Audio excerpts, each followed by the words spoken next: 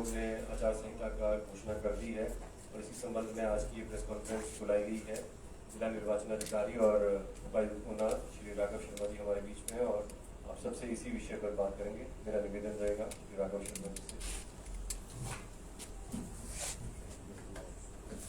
आज की इस प्रेस कॉन्फ्रेंस में मैं यहाँ पर सभी इलेक्ट्रॉनिक और प्रिंट मीडिया के जर्नलिस्ट का स्वागत करता हूँ। जैसा कि आपको विदित है, कल 3 बजे भारत निर्वाचन आयोग द्वारा हिमाचल में विधानसभा चुनावों की घोषणा जो है वो की गई है और उसमें जो शेड्यूल अनाउंस किया गया है उसकी जो तिथियां हैं वो इस प्रकार रहेंगी। जो अनाउंसमेंट है वो कल हुआ है और उसके बाद आदर्श आचार संहिता जो है वो तुरंत प्रभाव से कल 3 बजे से लागू हो गई है। जो इलेक्शन का नोटिफिकेशन फॉर्मल किया जाएगा चुनाव आयोग द्वारा वो 17 तारीख को किया जाएगा, 17 अक्टूबर। लास्ट डेट नॉमिनेशन के लिए जो है वो 25 अक्टूबर रहेगी। स्क्रूटनी की जो डेट है वो 27 अक्टूबर है। विड्रॉल कैंडिडेट का विड्रॉल की लास्ट डेट जो है वो 29 अक्टूबर है। पोल की डेट जो है वो 12 नवंबर रहेगी। 8 दिसंबर को जो है वो काउंटिंग की जाएगी और पूरा इलेक्शन प्रोसेस जो है वो 10 दिसंबर तक जो है वो कंप्लीट होगा।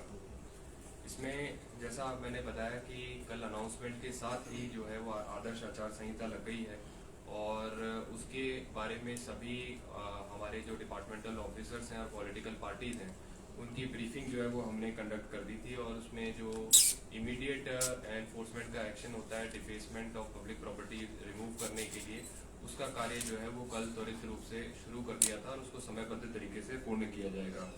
इसमें एक डिस्ट्रिक्ट लेवल पे जो कंट्रोल रूम सेटअप किया गया है एमसीसी के एनफोर्समेंट के लिए, उसके लिए कुछ नंबर जारी किए गए हैं 225601, 225602, 225603, 225604। ये 24/7 जो है ये लाइंस ऑपरेशनल रहेंगी। साथ में एक टोल फ्री नंबर जो चुनाव आयोग का रहता है 1800-180-8063 ये भी लॉन्च किया गया है। साथ ही भारत निर्वाचन आयोग की तरफ से सी विजिल ऐप जो है वो अब ऑपरेशनल हो जाएगा। इस ऐप के माध्यम से कोई भी व्यक्ति जो है वो रियल टाइम में वीडियो और फोटो के माध्यम से जहाँ पे स्थिति में वायलेशन दिखता है उसको वहाँ से अपलोड कर सकता है। उसकी वायलेशन का जो वीडियो और कंटेंट है वो हमें प्राप्त होगा जिला कंट्रोल रूम में और उसको फ्लाइंग स्क्वाड को असाइन करके 100 मिनट्स के अंदर उस पर एक्शन की जो है वो निर्देश जो है चुनाव आयोग द्वारा दिए गए हैं। तो ये ऐप जो है वो आज से ऑपरेशनल हो जाएगा और कोई भी जागरूक जो सिटीजन है वो इसके ऊपर चुनाव आयोग के आचार संहिता के वायलेशंस की जो है वो रिपोर्टिंग कर सकता है।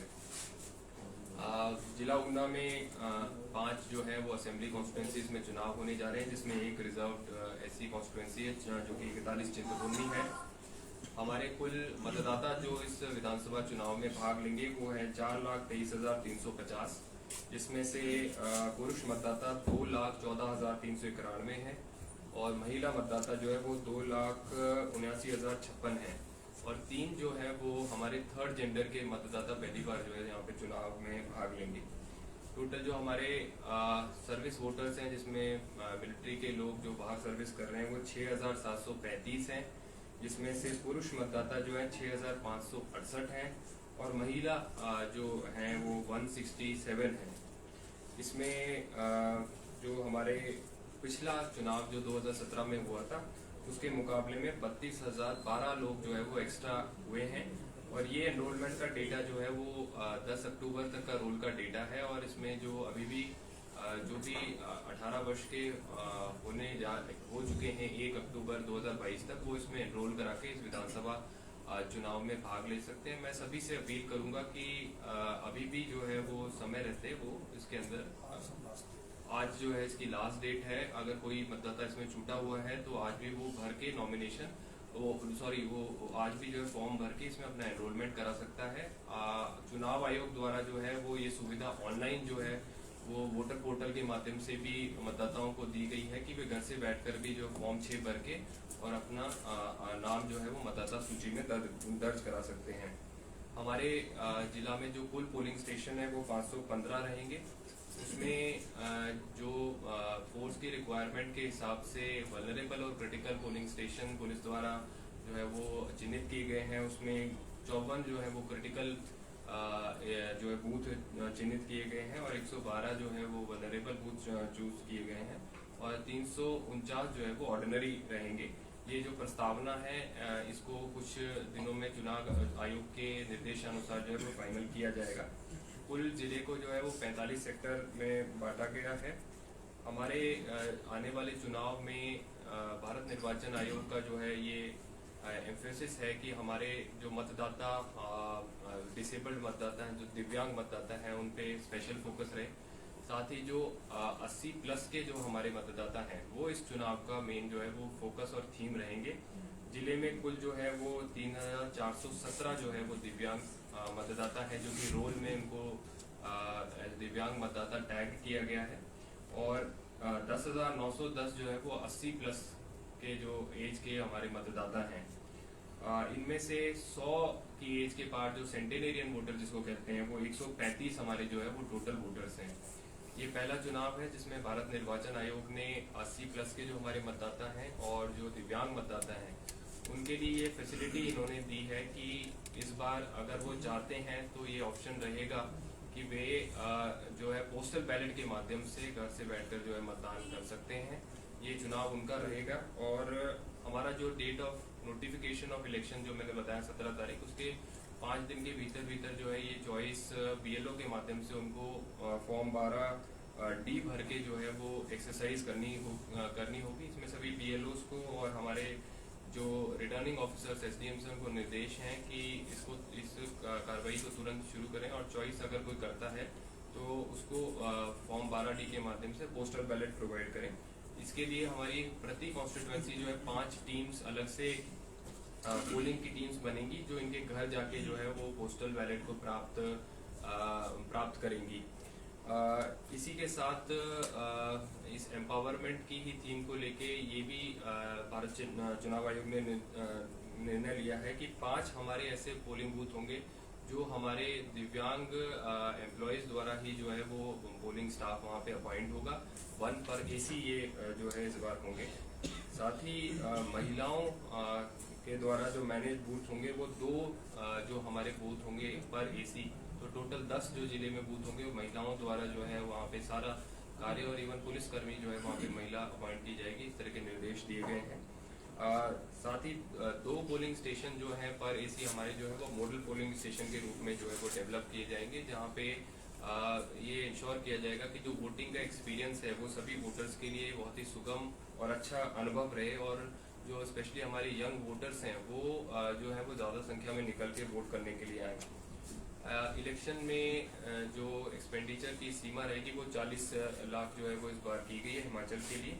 इसकी मॉनिटरिंग करने के लिए जो है वो हमारी हर AC में 3 flying squad, total 15 flying squad जो पूरे जिले में रहेंगी। स्टैटिक सर्विलेंस टीम जो नाका लगाती हैं वो 3 पर AC 15 टोटल रहेंगी। हमारी वीडियो सर्विलेंस टीम जो वीडियोग्राफी करती है सभी रैलीज का और पूरे इलेक्शन प्रोसेस का, 2 पर AC वो नॉमिनेट होंगी। और इसके अलावा जो पूरा सेटअप है असिस्टेंट एक्सपेंडिचर ऑब्जर्वर्स का, एक्सपेंडिचर ऑब्जर्वर्स को असिस्ट करने के लिए वो रहेंगे। तो फ्लाइंग स्क्वाड जो है वो आज से एक्टिवेट हो गई हैं सभी कॉन्स्टिट्यूएंसीज में। और जो स्टैटिक सर्विलेंस टीम है वो निर्देश के अनुसार जो है वो नोटिफिकेशन के उपरांत जो है वो जो एक्टिवेट हो जाएंगी जो 17 तारीख के बाद। हमारे टोटल जिले में 515 पोलिंग स्टेशंस पे पोल कराने के लिए जो पोलिंग पर्सनल है वो 2472 के टोटल स्टाफ जो है वो डिप्यूट होगा। इसमें पुलिस पर्सनल इसके अलावा जो डिप्यूट होंगे 1200 पुलिस पर्सनल जो है वो ड्यूटी पे रहेंगे और 27 सेक्शन जो है CAPF के जो है वो डिमांड किए गए हैं पोलिंग प्रोसेस को कंप्लीट करने के लिए। 166 माइक्रो ऑब्जर्वर्स जो हैं वो इस प्रोसेस को ऑब्जर्वर के बिहाफ पे जो है वो नॉमिनेट होके और इसको ऑब्जर्व करेंगे। और 272 जो हमारे पोलिंग स्टेशन है उस पर लाइव वेबकास्टिंग जो है वो कमीशन को पूरी प्रोसेस की जो है वो दी जाएगी। हमारा जो फोर्स डिप्लॉयमेंट का प्लान है उसमें जैसे मैंने बताया कि क्रिटिकल पोलिंग स्टेशन कुछ हैं हमारे, वहाँ CAPF का आधा सेक्शन लगेगा, एक NGO रहेंगे, एक कांस्टेबल रहेंगे और एक होमगार्ड रहेंगे। जो हमारे वल्नरेबल की कैटेगरी में आते हैं वहाँ पे एक हेड कांस्टेबल, एक कांस्टेबल और एक होमगार्ड लगेंगे। और ऑर्डिनरी जो इतने पोलिंग स्टेशन है उसमें एक कांस्टेबल और एक होमगार्ड की पोस्टिंग होगी। उसकी जो पूरी रिक्वायरमेंट है वो जैसे मैंने बताया आपको 1200 के करीब पुलिस पर्सनल और 27 सेक्शन ऑफ CAPF होंगे। साथ ही एक इम्पॉर्टेंट सूचना ये भी रहेगी कि चुनाव की घोषणा के बाद जितने भी लाइसेंस होल्डर्स हैं जो आर्म्स रखते हैं जिले में, उनको तुरंत जो है आज निर्देश दिए जा रहे हैं कि वो अपने आर्म्स जो है वो डिपॉजिट कराएं। 5208 का ये जो आंकड़ा है पूरे जिले के लिए, और इनके लिए आज के निर्देश के बाद जो है 7 दिन का समय रहेगा कि 7 दिन के अंदर अंदर अपने नियरेस्ट थाना में जहाँ जुरिस्डिक्शन में रहते हैं वहाँ पे ये आर्म्स को जो है वो डिपॉजिट कराएं। जो हमारी जैसे मैंने बताया था काउंटिंग की जो प्रक्रिया है वो 12 तारीख को होगी, और उसके लिए जो AC वाइज प्रस्तावित स्थान है वो चिंतपूर्णी में गवर्नमेंट डिग्री कॉलेज अंब में प्रस्तावना है, गगरेट में पॉलीटेक्निक कॉलेज अम्बोटा में प्रस्तावना है, हरोली, ऊना और कुडलैड की जो काउंटिंग है वो गवर्नमेंट डिग्री कॉलेज ऊना में जो है वो की जाएगी। तो ये जो ब्रॉडली जो है वो चुनाव के जो सारे आंकड़े हैं और तथ्य हैं वो मैंने आपके सामने रखे हैं। अब यदि कोई प्रश्न है तो वो तो आप कर सकते हैं। सर, चुनाव आचार संहिता लग चुकी है, जो ट्रांसपेरेंट पोस्टिंग है, कुछ लोग जो ऑर्डर्स लेकर आ रहे हैं, क्या वो ज्वाइन कर पाएंगे या नहीं? इसमें निर्देश ये हैं कि अब उनको चुनाव आयोग की परमिशन लेने के बाद ही डिपार्टमेंट जो है उनकी ज्वाइनिंग ले पाएंगे। जो भी आचार संहिता के हिसाब से जो भी इलेक्शन के कंडक्ट से रिलेटेड एम्प्लॉयज होते हैं उनके ट्रांसफर ऑर्डर जो है वो implement with the permission of the commission ही होते हैं। और चुनावों में जो धन का प्रवाह होगा उसको किस प्रकार से रोकेंगे, यानी कैसे मॉनिटर करेंगे? इसमें जैसा बताया गया है कि एक्सपेंडिचर मॉनिटरिंग का पूरा मैकेनिज्म बनेगा। उसमें हमारे नोडल ऑफिसर जिला स्तर पे जो है वो एक्सपेंडिचर मॉनिटरिंग के PDM साहब रहेंगे। इसमें 2 बैठकें जो है हमने बॉर्डर डिस्ट्रिक्ट होने के कारण रूपनगर और होशियारपुर के साथ भी की है, वहाँ पे भी नोडल ऑफिसर जो है वो अपॉइंट किए गए हैं। और हमारी जो फ्लाइंग स्क्वाड्स की टीम होती है वो मूवमेंट पे रहेंगी। साथ में जो SST की टीम से वो नाका लगाएंगे और उनमें व्हीकल्स की चेकिंग वगैरह की जाएगी। अगर कोई जो कैश कैरी करते हुए पकड़े जाते हैं वो कैश जब्त करने का जो है उसमें प्रावधान है। और साथ में जो है रेड्स करने के लिए सभी डिपार्टमेंट्स को, एक्साइज डिपार्टमेंट, पुलिस डिपार्टमेंट जो है उनको कहा गया, और नाकों को जो है वो पूर्णतः मैन करने के लिए जो है वो पुलिस की रिक्वायरमेंट जो है वो भेजी गई है। हमारे 25 नाके हैं और उस पर हम जो है कड़ी चौकसी रखेंगे। सर, आपने क्रिटिकल जो बोला ना ये बूथ है, किस कॉन्स्टिट्यूंसी में सबसे अधिक जो क्रिटिकल? इसका ब्यौरा जो है वो कॉन्स्टिट्यूंसी वाइज इसमें जो बॉर्डर एरियाज हैं उसमें जैसे हरोली और गगरेट जो है उसमें मुख्यतः जो है ये बूथ ऊना, हरोली और गगरेट में ये रहेंगे, क्योंकि बॉर्डर एरियाज जो है वो ज़्यादा सेंसिटिव है। सर, जो शराब के ठेके हैं उनमें कैसे मॉनिटरिंग होगी कि पर डे किस हिसाब से फ्लक्चुएशन जो आती है वो बड़ा इम्पोर्टेंट?